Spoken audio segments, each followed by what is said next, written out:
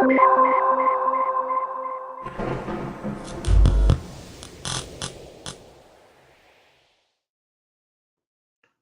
afternoon. Today is May 14th, 2019. What we'll be going through today is a refresher for the DIRT employee side of things. So the first thing we'll do is take a look at navigating Kinetic for those of you who have not used it before or who have not used it in a while. Next, we'll download some files, make sure you know where to go and how to do that. Then we will go through approving deficiencies and chargebacks. And then lastly, we'll take a brief look at the other tools in there that are available for collaboration with your partners, which are tasks and schedules are the ones we'll focus on today.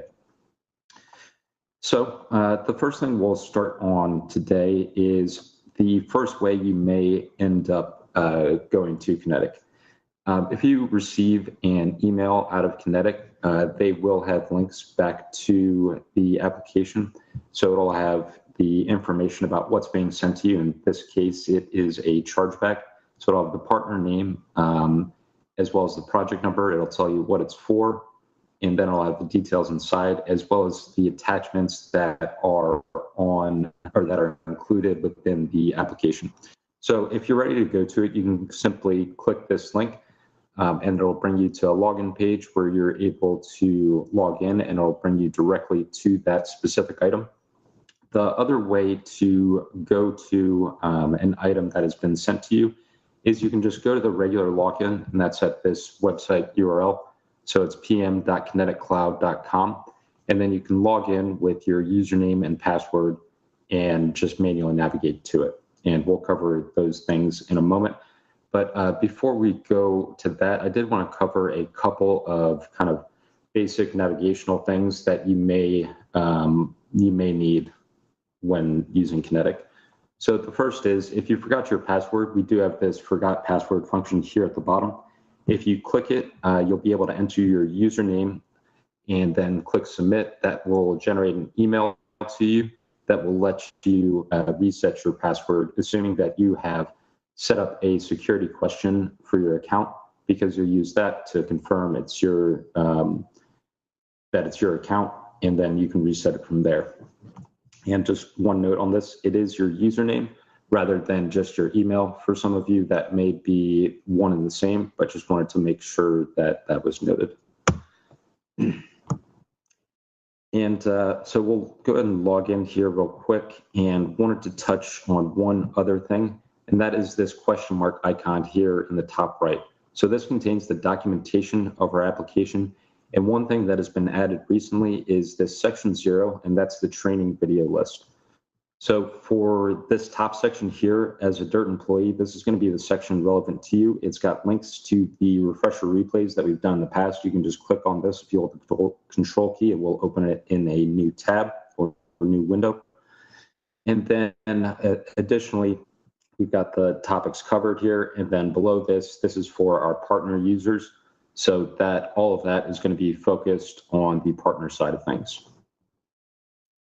A couple other quick notes before we dive into some of the dive into the application itself is that Chrome is the preferred browser when using Kinetic. And if you if things are too zoomed in for you when you initially log in, check the zoom on your browser, and you can bring it down to like 75 or 80% or whatever you're comfortable with. For some people, it is too large at 100. All right, so I'm going to flip over to the training environment here. You can see the background's a little bit different on the training environment.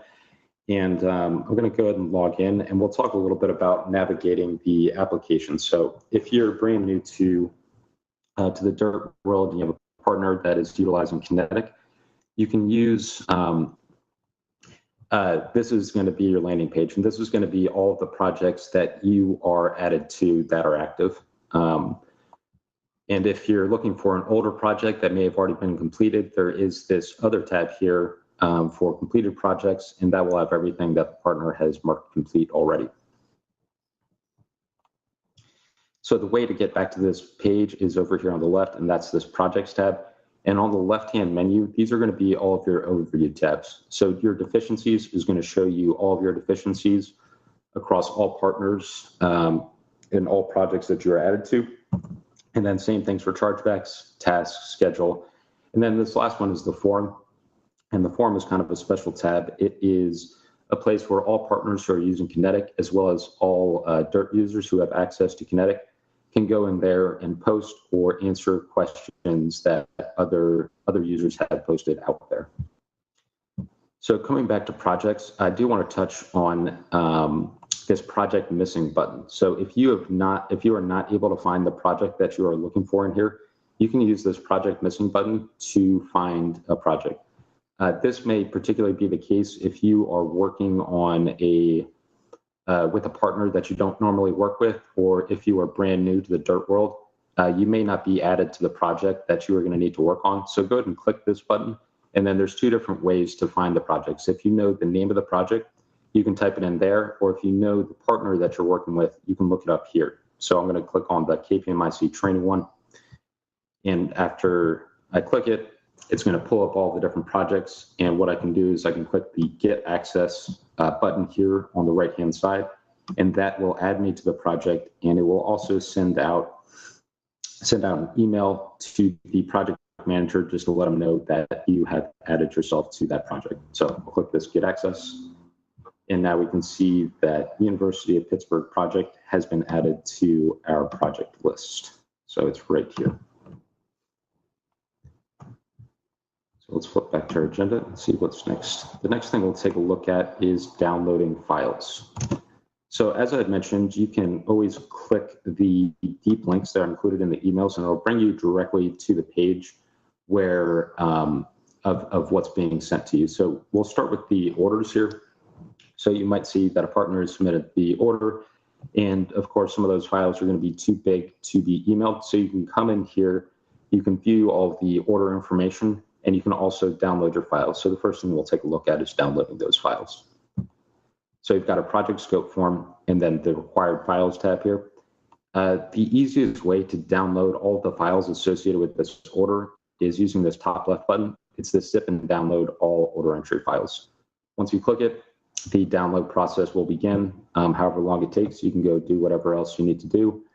And just once it's done, you can click it and all of your files will be available to you. If you do need to take a look at this project scope form, just one handy tip here is you can click this expand button at the top, and this will expand all of the sections below. The class, of course, will collapse them all, or you can go section by section just by clicking any of these headers. These contain all of the detail underneath them. And let's go over here. The other common place to download a file is going to be this project files section. So under here, you may have install drawings, install assembly status reports, etc. And clicking this download button from the section will download all of the files within that section, again, into a zip file that you can open up and open your files on your machine from there. So the next thing that we'll go through is approving a deficiency and approving a chargeback. So once a partner has emailed over a deficiency to you and it's in your court to approve it, you can click that deep link, or you can navigate to a project manually, as we mentioned, or you can go to the deficiency and search for it there. And the first thing that we'll want to look for is, or the first thing that we want to take note of, is that there's these 4 different subtabs within here. So we've got identified, authorized, installed, and all. So identified have may or may not been submitted. Authorized, that means someone on the DIRT side has authorized them. And then installed is for the partner side. Once they have been authorized, they can mark them installed. And that's what completes the process for the partner. So on this identified tab, we do have this column for submitted, yes or no. So as a partner is putting the deficiency together, you may see some that are marked as submitted no. And then once they've emailed to you, it will automatically flip this over to submitted as yes. So let's go to one of these submitted ones, and we'll go ahead and review it and approve it. So up top here, we've got all of our deficiency information. I'm not going to go through this field by field because we'll what we're really seeking to go through here today is just on the how-to for authorizing your deficiency, but you'll go through, do the reviews you need to do. In the middle section here, we've got the project path, so you can utilize that as needed. You've got a project team in the middle, and then the details down here. You can double click into any of these details so you can view exactly what the deficiency is related to. And then once you're good with all of that, you click this Authorize Deficiency button. So new PID number cannot be empty. So it'll automatically tell us that we need to fill out this PID number. And if there's anything else that needs to be added in, it'll tell us that too. So once you authorize it, page will close, it'll be moved to authorized. And so if we click on this Authorized tab, we'll see that deficiency number 3, the one we just had open, is now marked as authorized. And that'll also generate an email over to the partner, letting them know that you have authorized it as well. The next thing we'll take a look at is a similar functionality for chargebacks. So again, we have a few different tabs here. We've got submitted, approved, and rejected. So we'll take a look at this one for submitted. We'll look at the details, make sure that we're all good with it. Oh, one thing I didn't touch on is the related documents in here. So at the top, really for almost all things within Kinetic is you'll have the details, and then you'll have a tab to the right here for the related documents. And the way to download one of these is to just double click and open it and click download. And some of the other ones will have that download all function like we saw on orders. So once you're all good with the chargeback, you're good with what you've seen on the attachments, you can click this approve by DIRT. There is, we'll click proceed here in a second, but there also is this reject by DIRT button if that chargeback does need to be rejected. So we'll click proceed. We'll get this area for our signature. The only note here is that you've got to do it all in one fell swoop. So I'm going to click reset signature here. And you just hold down your cursor, enter your initials, enter your signature, click save. And now it has been authorized or approved. So it moved from submitted over here to approved. And let me circle back on deficiencies here as far as the attachments and how to view and download those as well. So for the deficiencies, I've mentioned that there's these tabs up here at the top. So we can click this zip and download all deficiency files, and that'll pull from both sections here, so our documents and design files. And then they also have a section for images here as well. As a side note, partners do have access to Kinetic in a mobile optimized version. So they can take pictures with a tablet or phone or whatever they're using out on the job site, so they can attach images directly from there to your deficiency. And one more thing, I guess, just to wrap us up with deficiencies, is once it has been authorized, there is this revert status button. So if you ever were to have accidentally authorized a deficiency and need to take it back to just submitted status, you can click that revert status button to do that.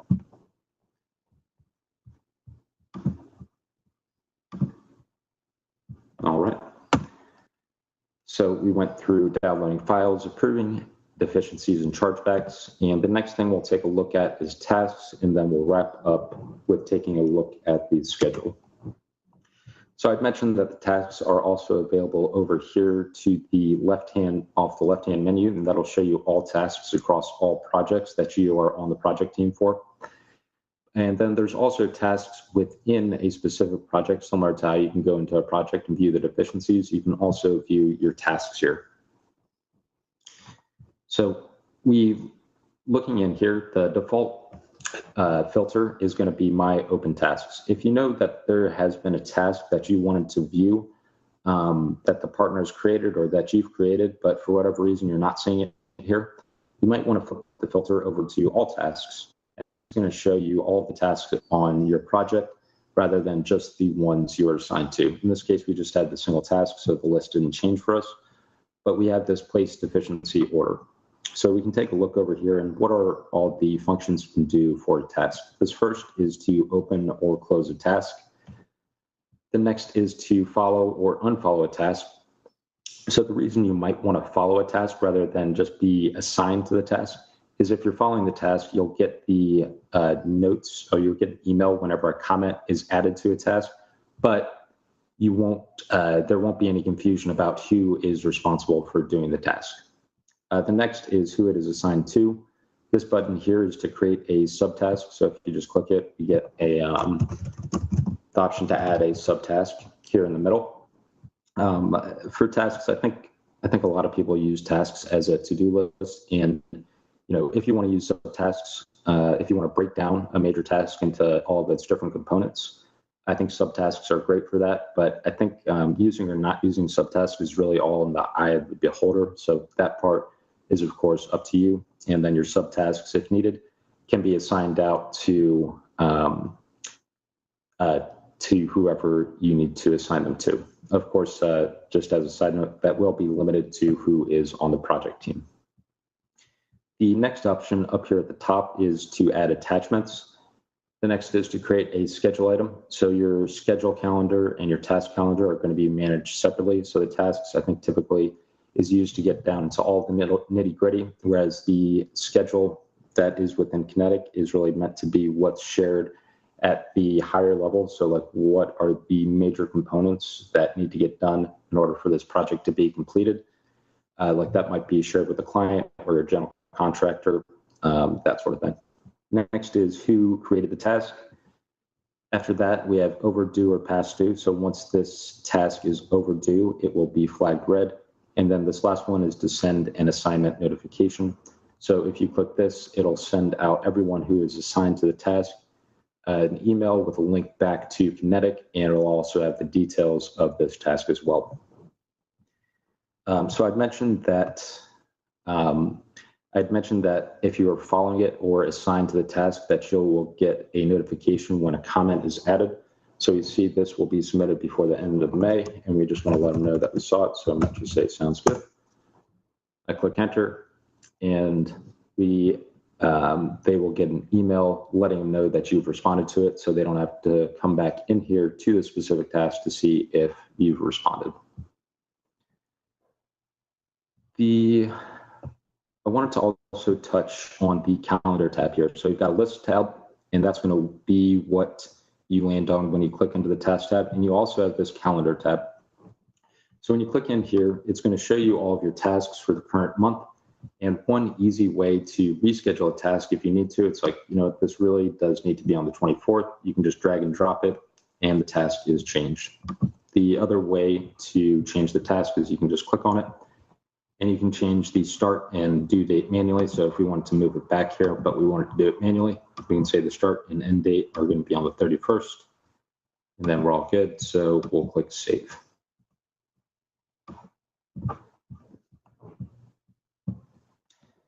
Of course, we can also create new tasks just via this new button, and that will let us fill out all of the stuff we are seeing here. Okay. So the last thing we'll touch on is the schedule. Just as a rule of thumb, if you can't find 2 rules of thumb I like to mention when navigating around Kinetic, is the first is over here on the left. These are all of your overview tabs. So this is going to show you all of your deficiencies across all projects and all partners. And then the second rule of thumb is if you can't find it on the left-hand tab here, go within an individual project and you should be able to find it there. And then the last one is if you can't find it on one of these top tabs, this project management tab is really the only one that is going to have these subtabs where there's a bunch of different items within it. So it's going to have your deficiencies, your chargebacks, and also your schedule, which is the landing page here. So this schedule is somewhere where you can collaborate with your partner. Kinetic is a web-based application, so as changes are made on the schedule, they will show up in real time for whoever is using Kinetic with you. So your partner, or if they're sharing it with the vendor as well, everyone can come here to see the latest and greatest.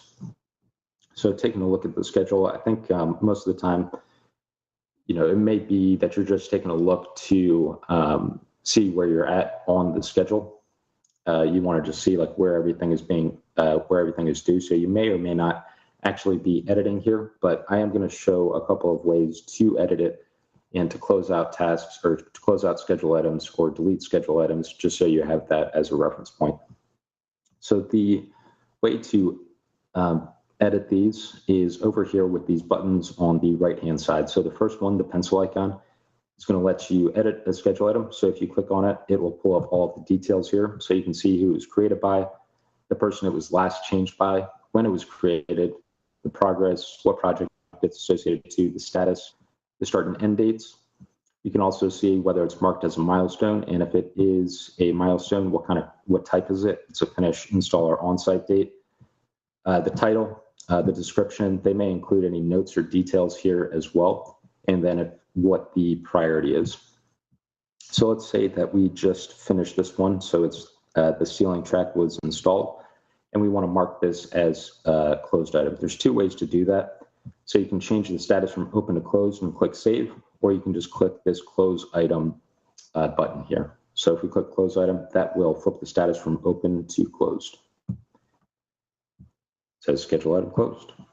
So you can see here for that install ceiling track over here on the left-hand side, we can see that the status is now marked as closed.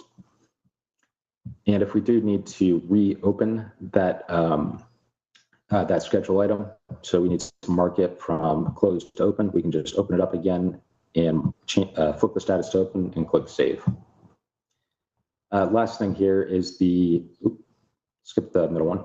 So this middle one is also to close the schedule item. So if you don't need to view any of the details and you simply want to mark this schedule item closed, you can click this button. It's going to flip that status over to closed again, and then you're all set. And then the last button here is the trash can icon, and that will delete a schedule item if it no longer applies or if it is extraneous, whatever reason you need to delete it. You can click the delete button, and that will delete the schedule item from the list. So this top section is just a list of all your schedule items. And then down here is going to have the Gantt chart of the same schedule, but it's in that visual format. And I think if you do need to make a bunch of different edits to your schedule for whatever reason, it's probably a little bit easier, especially with dates, to edit it within the Gantt chart. So just as an example, let's say that this order loose electrical, we need to move it to have started on Monday. I can just drag it and drop it, and that schedule item is updated. The other way to do it is to double click and open it and manually change those dates in here. For the most part, I think this Gantt chart really works pretty intuitively. So let me show you one of the things that I find the least intuitive, and that is how to delete one of these relationships between schedule items. So this orange arrow is showing that field dimensions is coming after pre-order entry, and the way to delete it is just to double click that orange arrow, and it'll tell us the pre-order entry field dimensions link will be deleted, and I'll say okay, and then it's deleted. And then the way to redraw it is super simple. You hover over this until you see this little white circle appear on the side of the schedule item. I'll click my mouse and hold it, and then I will drag it over here until I see this dot turn orange, and that's how I know when I release the mouse, it will be attached. So a couple of other functions in here. This plus sign at the top here is the way to create a new schedule item. If you click one of these plus signs down here, it will create a schedule item that is a child schedule item to this line. So you can see that these two that are indented here are sub-items of this pre-order entry, so permitting and order loose electrical. And the big implication of that, other than just organizationally being able to see it, is that when you drag and drop these, you can see that that parent schedule item is automatically being resized as moving the child schedule item. You can double click on these to edit them. Similarly to how you can double click the actual piece within the Gantt chart, you can click the line over here on the right-hand side, or you can also single click the pencil icon here, and then the red X will delete a schedule item from the Gantt chart. So there's a few different ways to print out a Gantt chart. You can create a PDF, you can create a PNG. The XLS will just show you the list of schedule items. But I also wanted to mention that you can create a Word document from this up here at the top. So in order to have the Word document include the Gantt chart, you've got to create this PNG first. And the reason for that is the application needs to know which view of the Gantt chart you want included on that Word document. So right now we've got it in the days view. That might be a little bit too wide for most people to use in a word chart, so we might want to flip it over here to the months. So we'll create our PNG from the months view.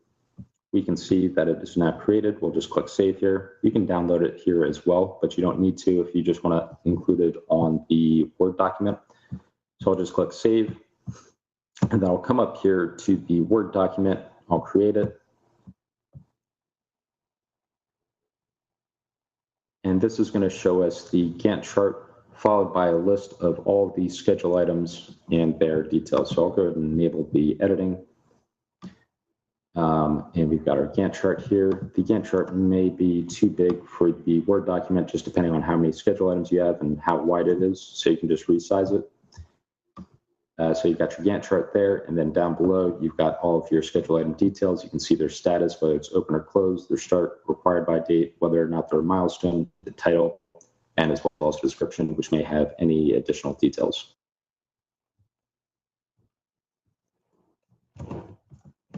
So that is the schedule in a nutshell. And just as a reminder, we do have this question mark icon up here at the top. It's kind of hiding behind the export of the Gantt chart, but we do have that question mark icon behind here, which will have a replay of this as well as the documentation of the application.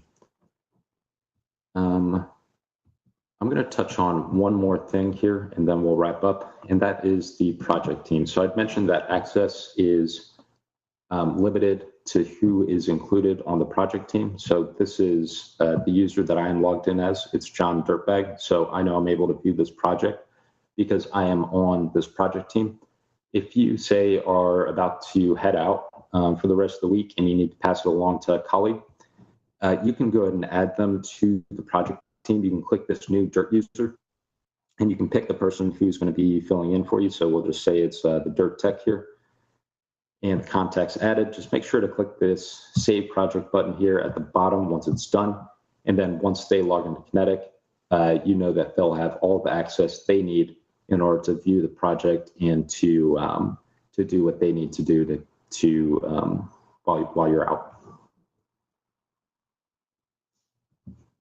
Okay. So that brings us to the end of our prepared portion of the training. So thanks for joining today. And yeah, if you have any questions, feel free to reach out to me. My email is jon.lam as in Mary, B as in boy, @kineticcloud.com. Or you can also reach out to support@kineticcloud.com for any questions. Of course, we're here to help. So yeah, just let us know what you need. Thanks and have a good day.